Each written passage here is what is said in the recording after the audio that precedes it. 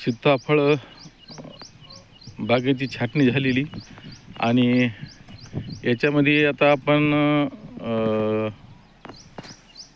जी कळी आलेली आहे ती या ठिकाणी काळी पडायला लागलेली आहे.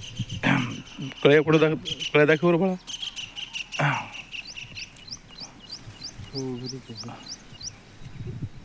एक मिनिट, कळी दाखववरती कोणती काळी पडायली बघा. ह्या अशा कळ्या काळ्या पडायला आता याला एक औषधाची फवारणी घ्यायची. तुम्हाला दाखवतो बघा. ही एक कळी, ही एक कळी अशी काळी पडली. ही इथं खाली आहे. ही ही ही कळी काळ्या पडायला आता. ह्या प्रत्येक झाडाला काळी पडलेली कळी बघा. ही इथं एक आहे. आता याच्यावर ही ही ही एक ही ही ही ही ही ही ही अशा रोगाला काय करायला पाहिजेत. आता इथं मी तुम्हाला औषधाचं नाव सांगणार आहे. ही या साईडला एक, ही या साईडला ह्या दोन कळ्या आहेत. ह्या सीताफळ बाग घेणाऱ्या या ना ही ही ही प्रत्येक झाडाला जवळपास 4 ते 5 कळ्या काळ्या पडलेल्या आहेत, ज्या की फळधारणा व्हायच्या अगोदरच काळ्या पडायल्या. आता तुम्ही चॅनलवर जर नवीन असाल तर चॅनलला सबस्क्राईब करा. हे अशा पद्धतीच्या कळ्या गळून चालल्या आता.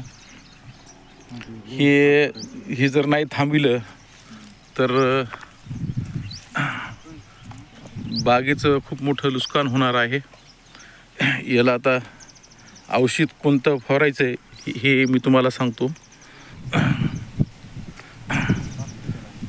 बाळा, याला कोणतं औषध फवारायचं आता?